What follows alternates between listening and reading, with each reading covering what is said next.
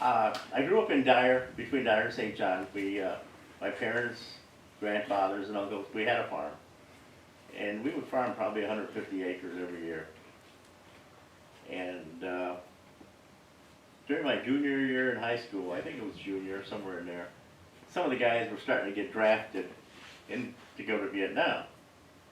And, or just getting drafted, but 90% of the time you're going to end up in Vietnam.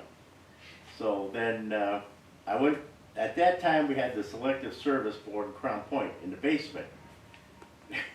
And you'd go down there, and after I graduated in '66 in May, and Doyle and I started working at Burgers around that time. And so anyway, I had already gone there, and I periodically, me and a few other buddies from St. John and Dyer, we'd go and check on the roster where we were at to get drafted. And this lady would tell us, well, you guys got some time yet, blah, blah. So we continued working. And I think I got my notice in November, no, I think it's October. We went in November to Chicago to get orientated and examined and the whole 9 yards. And they told us that, a certain group passed. And they said, you'll be back, but you're not going to come back till January 10th because of the holiday, Christmas. So we're going to, but you come back, make sure you have a light jacket and a bag of some items that you need, personal items, and then if you pass again, you're going. So as soon as I got my notice, and my mother, she just cried, and we talked. I talked to my uncles way before. I said, one uncle was in the Air Force for 20-some years. He said, you should join. And my other uncle said, he was in the Army Air Force. He was in Korea for 2 months and the war was over. And my last uncle, he was drafted. He says, Tony, if you like it, you can stay. But if you don't like it, take the 2 years to get the hell out. So anyway, my mother, they took me up to Crown Point. I bet you 10 or 12 guys from Dyer, Chevrolet, St. John that were all going to Fort Campbell, Kentucky to do our training. So they flew us out that night, about 10, 11 o'clock at night. They flew us, and if I'm not mistaken, it was a Purdue plane. They flew us into Fort Campbell, Kentucky. We landed about 2 or 3 o'clock in the morning, and it was colder than heck. And they put us in a room like this, up in it was like a 2-story building. So we went upstairs. And then they had the orientation where they give you all the BS and all that. But anyway, we went through that, and then we went through our basic training, and I came out as a private, and they took 13 of us to a room, and they says, okay, you guys are all going to Vietnam. So you're going to Fort Lewis, Washington tomorrow morning. You're leaving at 5:30 in the morning. We're going to take you to Nashville and put you on a plane to Portland, and then you're going to end up in Seattle, Washington. And that's what happened. They did. I mean, they put us on this, 13 of us guys, and then the pilot put us in first class. It was nice that he did that. And we ended up there, and then I went through more training at Fort Lewis. Then I went to in May I ended up in Fort Hood, Texas, with the 2nd Armored Division. Now I was armor now. And we would work with helicopters and armor. And what we would do, we would do sweeps. And we'd surround like a makeup village.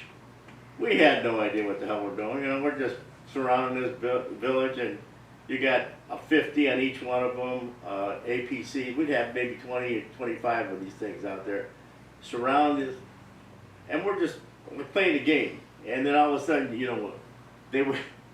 they would take us through training, and they would have these silhouettes out there popping up every so often, and you'd weave one way, and then the driver would weave another way, so each one had a chance to, and the first few times, I don't even think we hit the silhouettes.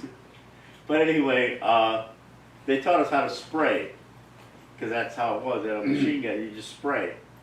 And the 50 caliber, that sucker is oh my God, that sucker can throw a 55-gallon drum 10 to 20 feet up in the air if you hit it right. So anyway, we go there for 3 months. They pack up everything on a boat. We go on a boat, the St. George something, John Poe or whatever it was. Anyway, all our equipment was in there. And so we went out, and I think we went under the Golden Gate Bridge on, it was September 1st of 1967. And it took us 21 days to get to Vietnam. We get to Vietnam, and we're out in this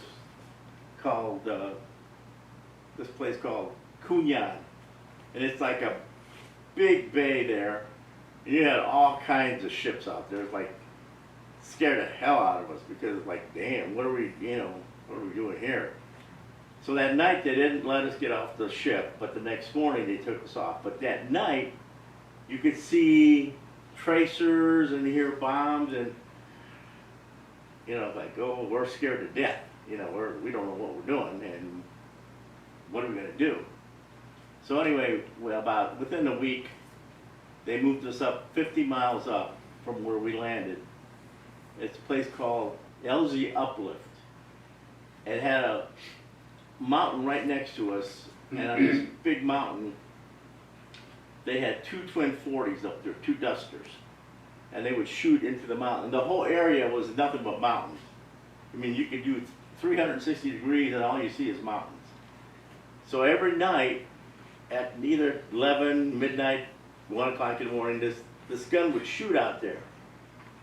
And then they would send us in the morning to see what happened out there. How many did they kill?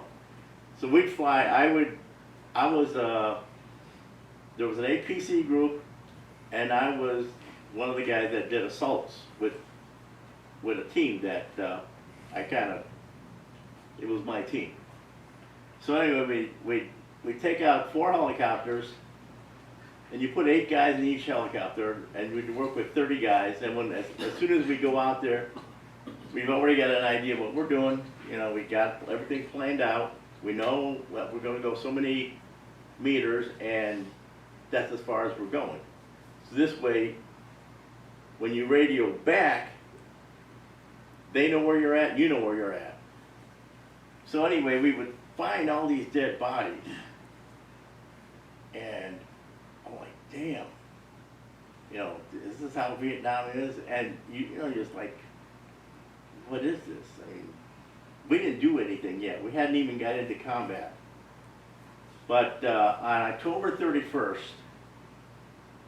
1967, we flew out, 30 of us, and that morning,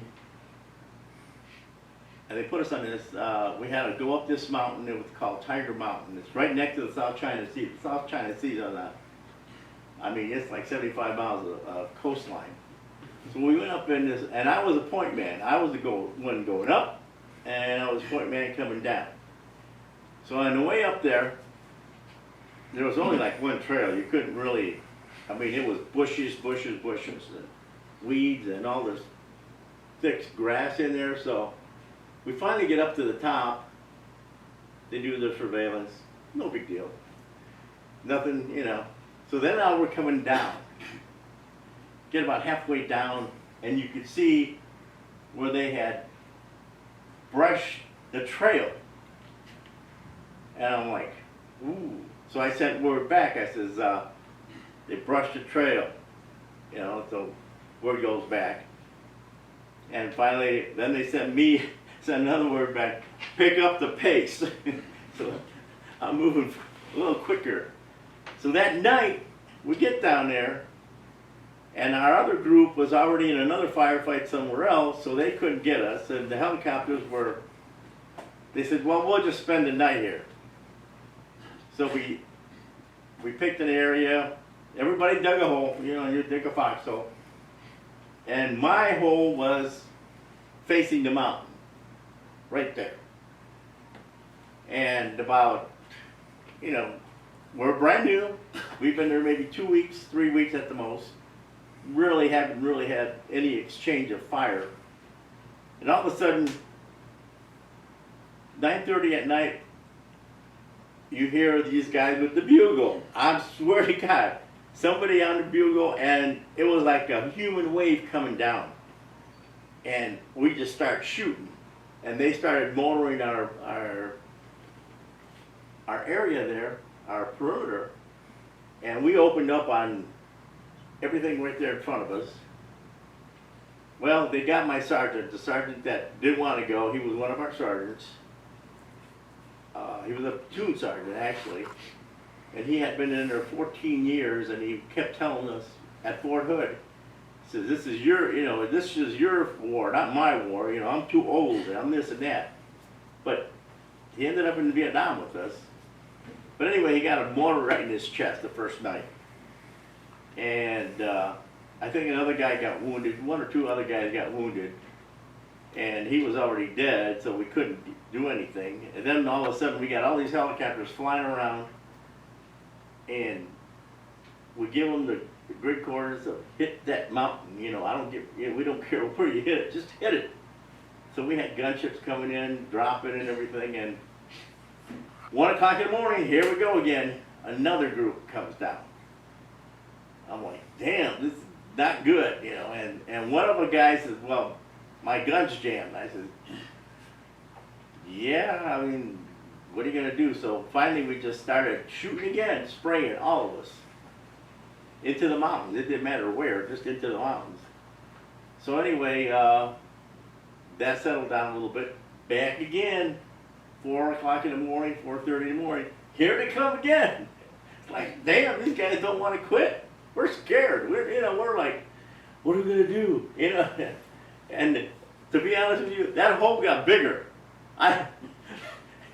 People don't realize, one guy is, two guys shooting, the other guy's digging, man. It's like, and so anyway, that morning we got up about 8 o'clock. We finally got out of our foxholes, and we kept looking at each other. Okay, is it safe to come up now? So it was it's our job to go and see what we did, what the damage we did. So I had a guy, there was 30 of us that day. I had a guy that had been to Vietnam already. And this was his second tour over there.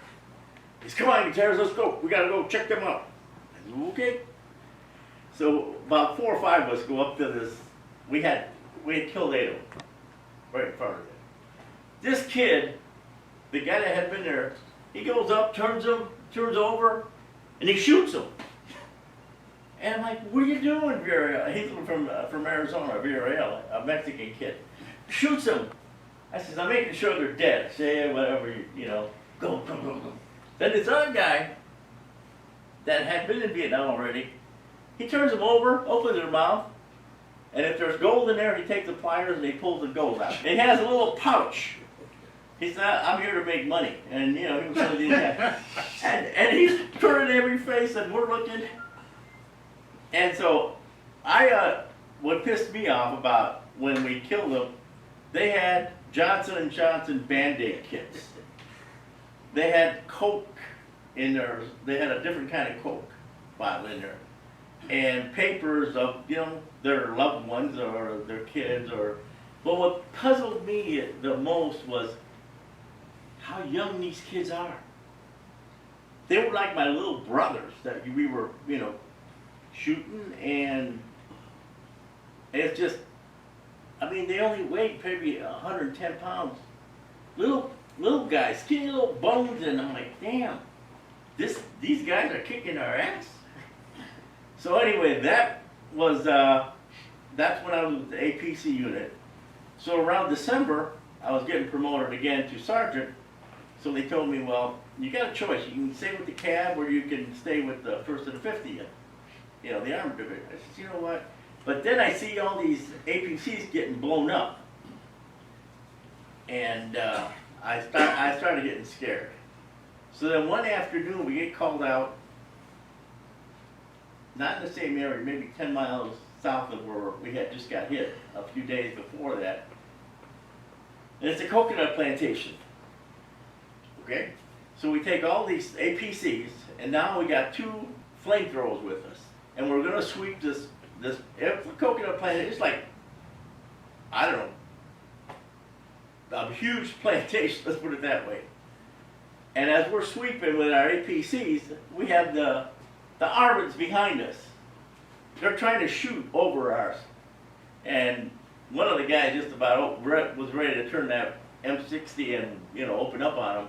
But anyway, we're sweeping, and that day I stayed on the track, and I counted 9 Americans dead in that area. So when we got out, I don't even know how we got out of there, but we spent quite a few days in there. And then we got out of there, then we get called on another fire fight. So here we go.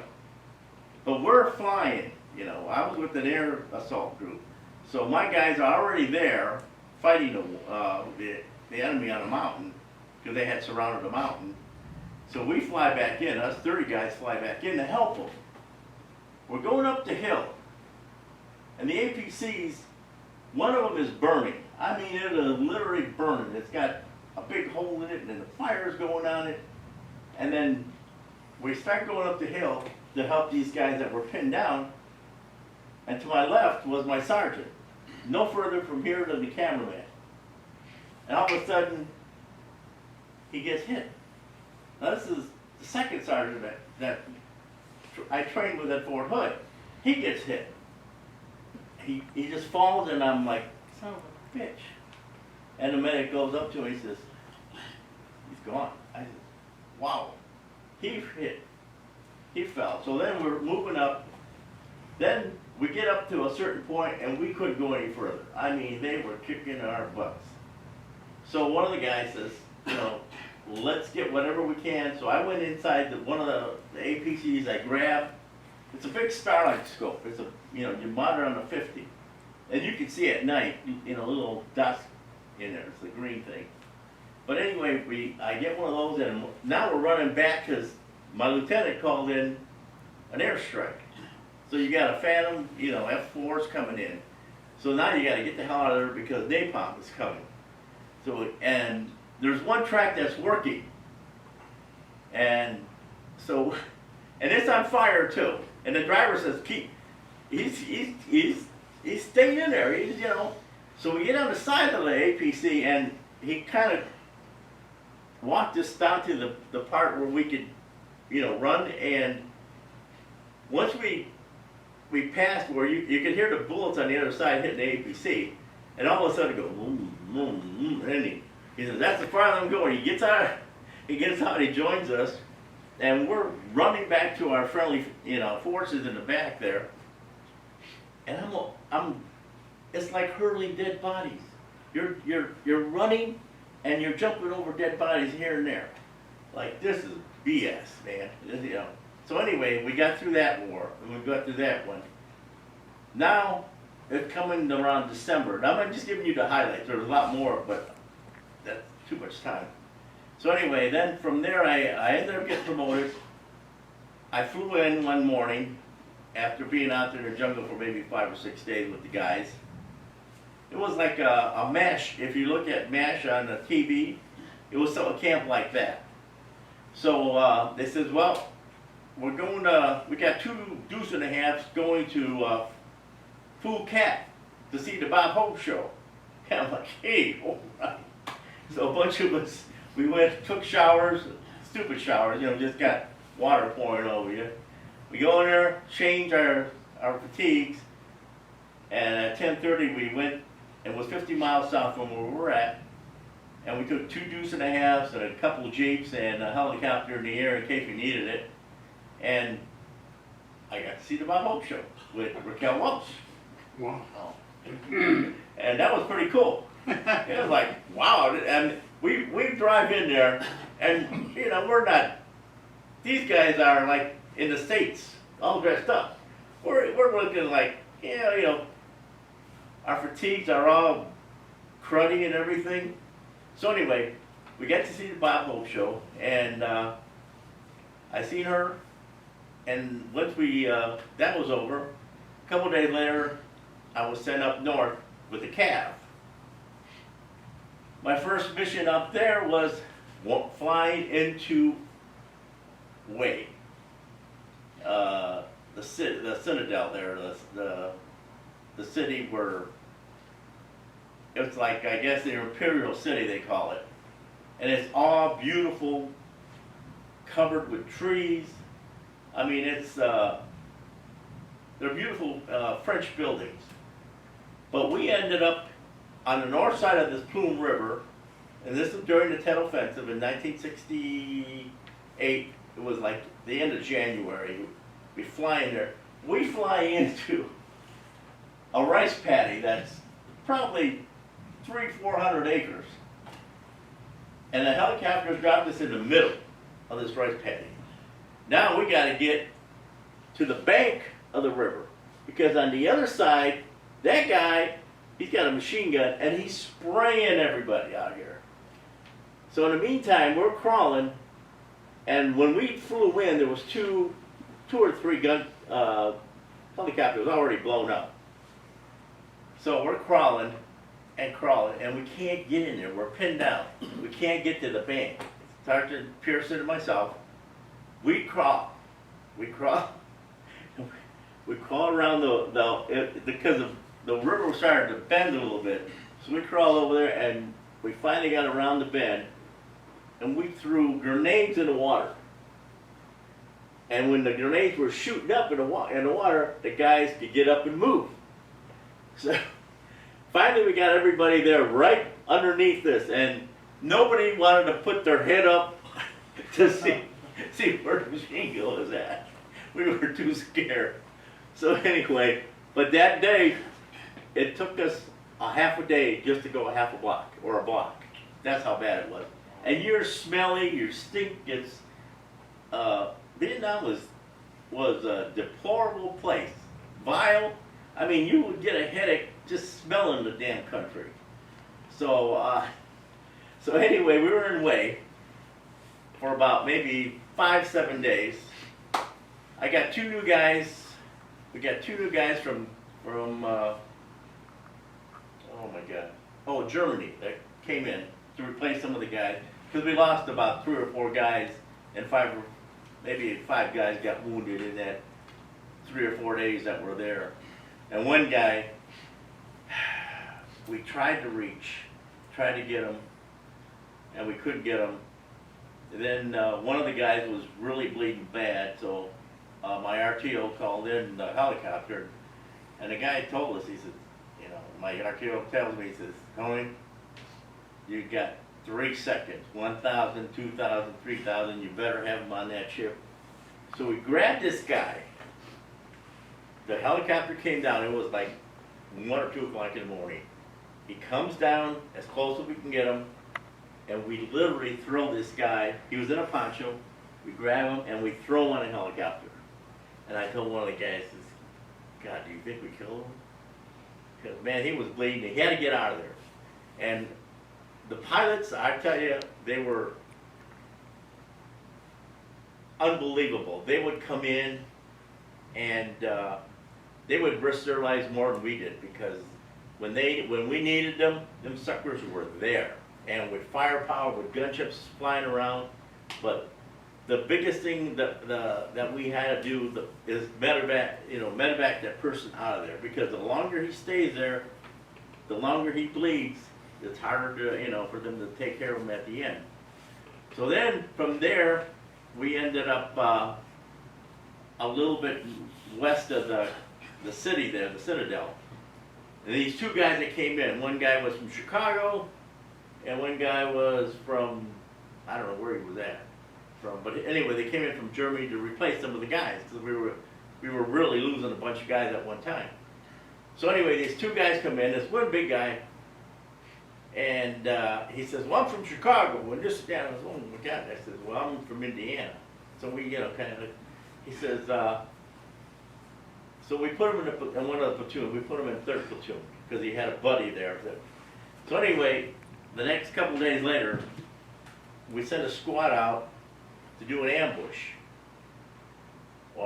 And so anyway, we sent this squad out, maybe 2 football fields out. And as soon as they got there, they got attacked. So me and a few other guys, we grabbed our rifles and started running to help these guys. My guy we had just gotten him, he'd been there maybe 2 or 3 days, or maybe a little bit longer. But they shot him in the eye. And so I grabbed him, and he told me, Sergeant, I'm gonna die. I said, no, just hold on, don't go into shock. And we got him out, and the helicopter, came in and got him out too. So then, we ended up, now this is like around March. We ended up going to Ashaw Valley on March 15th. And we had 12 helicopters at a time to land. They took us a whole company at one time. And we lift up, and here we go into the highest point in Vietnam in the mountains of Ashaw Valley. We land, and when we land there, as we're flying in, it looked like a junkyard down in a valley. So we landed on top of the mountain. And as soon as we landed, my helmet, it goes down about 20, 30 feet down this side of the mountain. So I took my gear off and I dropped it and I went down it. To get it, my lieutenant says, I'll get you another one. And I said, I don't want another one. I want this one. So I ended up getting my helmet, put it back on. And as soon as I did that, here comes a Chinook, one of the big helicopters. They had just dropped the guys off. He gets up there and they hit the Chinook. Now this thing is in flames. I mean, it's like, what are we doing? It's like hell here. So anyway, after 3 or 4 days of that nonsense, we ended up going back close to our base, which was Camp Evans up there. We get in the mountains there again, and some of the guys said, hey, there was some caves down here, some holes. I said, okay. So my lieutenant calls in a dog, because we had sent guys in there, and they got stabbed in the face, and they got killed. So we wouldn't send any guy in the tunnel at all. So anyway, coming back up, we're waiting for this helicopter to bring the dog in. Well, the helicopter lands, and I'm out there waiting, me and 2 or 3 other guys waiting. All of a sudden, this guy's coming towards me, and his classmate of mine from Dyer Central. His name was Dana Rich. That's the brother. And he comes up, he says, and we started talking. He said, Tony, I said, Dana, what the hell are you doing here? He says, well, I came to check it out the door, the tolls. I'm a dog handler. Okay. So we talked maybe 5 to 7 minutes. And then the next thing I know, he's going down with the squad, down to check the tunnels. Well, he gets down there and the dog tripped one of the mines, or whatever, booby trap, whatever they had. And all I heard was on the radio that my RTO said, well, the dog just got hit, and your buddy. I said, oh, God. So anyway, I never seen Dana till I got back to the States. And we never talked about what happened when I talked to him. And now we're coming into coming into April. And here the Marines are in Quezon for 77 days. They're getting their ass kicked. And they wanted us to go in there. So we're getting ready. We had helicopters lined up like a field of taxi cabs out there. So my unit was ready to go. We were all ready to go. And when we went in, we had helicopters flying all over the place, gunships, tearing the place apart, and the CAF took over Quezon. But I wasn't part of that. I didn't go into Quezon because the guys that we sent in the first group they didn't even get shot at. So anyway, we came back out, and now we're getting into May. In May 15th, here we go again, back into Ashaw Valley. And I'm like, we found, every time we went in there, we wanted to find all kinds of weapons. trucks and caterpillars and you name it. We found it. So we would just blow everything up. You know, hey, everybody's got C4 and or TNT. You wrap it up, you put a detonator on it, and blow the hell out of it. So we have all these blow-ups during the day. And so finally, we started going back to our base camp. They pulled us out after 15 days, and they told us that they're going to leave us on this mountain for 3 days. We're not supposed to, you know, we're flying guys in to see the medic, the guys that were kind of, you know, having problems with their feet or whatever they had a problem with. But all of a sudden, the second day, we see these 4 rockets come over the mountain and hit our base camp, I mean our big base, and they blew up all the ammo dump, the gas, the fuel, and all that. And so then they called us and said, well, you guys are the closest. So we want you guys to go over the mountain and check out what's in there. Get the guys ready. I said, yeah. So we get the guys ready, and 30 of us are going over this mountain and coming down. Now, these mountains it takes 2.5 hours to get to the top and 2.5 hours to get down. And they're slippery and slidey and muddy, and you're just getting whipped with all these branches and everything. We get to the bottom of this almost to the bottom of this mountain, and we get attacked. 4 guys get killed, and 4 or 5 of us get wounded. And after that was the end of my Vietnam. I spent 9 months in the jungle. Once I got wounded, I went back, and my job at the end was, when the new guys came in, just tell them what they need out there. Don't take extra equipment because they'll get you killed. Just take what you need, and that's it. So that's the end of my, that was my tour in Vietnam for a year. And I was happy to be back. Thank you. Believe me.